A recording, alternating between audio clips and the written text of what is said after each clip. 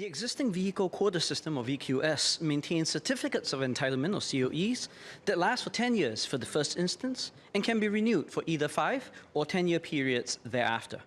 At the inception of the VQS, the 10-year duration was chosen because it would align with the existing limit of the preferential additional registration fee, or PARF rebate.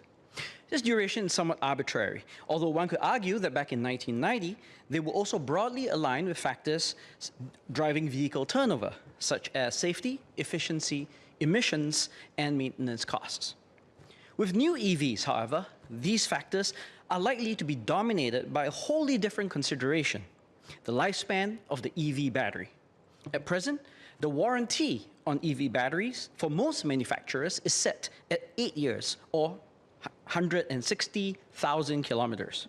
This is consistent with the practice of designating battery end of life at 70% of the maximum charge. Since the cost of replacing a battery outside of the warranty is prohibitively expensive, estimated at around a third of the cost of the actual vehicle, many would consider this an opportune time to replace the car altogether. We can thus regard 8 years as a reasonable lower bound. But research suggests that retiring the battery so early severely underutilizes it, and given the environmental costs of battery manufacture, undermines the EV's sustainability proposition. Indeed, with reasonable use, EV batteries could last somewhere between 15 to 20 years before requiring replacement.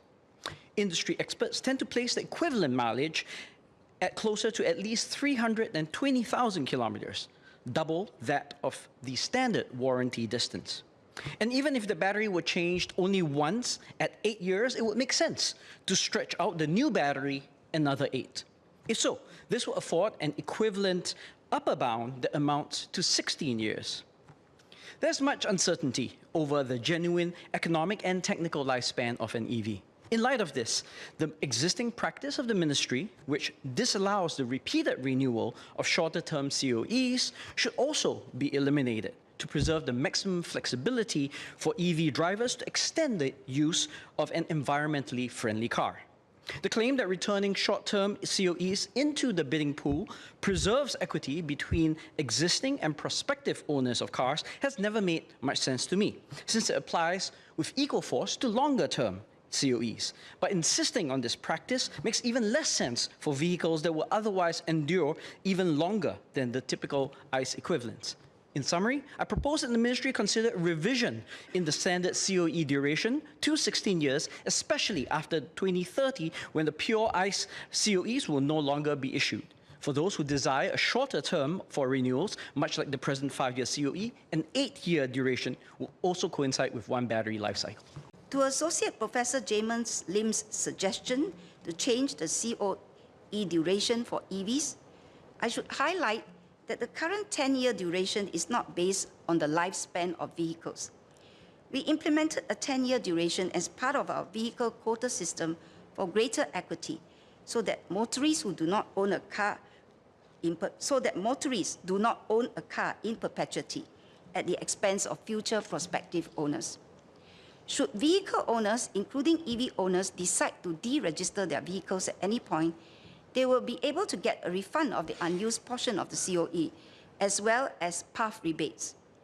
Having different COE validity periods across powertrains will make the COE system unnecessarily complex. Vehicle technologies will continue to change. So it is not sensible to tie our COE validity periods to specific technologies, let alone the uncertainty of lifespans of EV batteries, as the Associate Professor has noted. We must also not forget that after 2020, hybrids will still be allowed. So I understand that the 10-year COE duration is not currently tied to the life cycle of the vehicle, but as I explained in my cut, then Minister for Communications and Information, Yeo Ning Hong, had said that it was tied to the limit for PARF benefits. But my point is actually that this duration is arbitrary, and we needlessly tie ourselves to a legacy duration that may be misaligned with what will be reasonable in terms of a key component of an EV, which is the battery. Now, SMS Core has indicated that a system of multiple COE durations could become unwieldy, although, of course, now we seem to manage a two-duration system with no issues. But based on what MOT has already announced, it will anyhow phase out the issuance of ICE COEs starting in 2030, and the local fleet will be all EV by 2040. So, if so, would a change in duration not be considered at this later point in the future? As I've noted in my reply, and as the learned associate professor has also said, definitely the validity period of the COE is not tied to lifespan of the vehicle. When we implemented this, we put a validity period of 10 years. Actually, as I've said, is really for greater equity so that motorists do not own a car in perpetuity at the expense of future car owners. So this 10-year period really is a good balance between certainty for existing owners and a chance for somebody who may wish to purchase a car. And it also happens to tie in with the time limit for the PAV benefits. And indeed, the time limit for PAV benefits, which is actually to encourage vehicle fleet renewal in Singapore, is still relevant. And as I've said, we have been using this validity period, monitoring. It has worked well. We will continue to, as we have done, take in feedback from stakeholders, interested parties, and monitor the appropriateness of this validity period.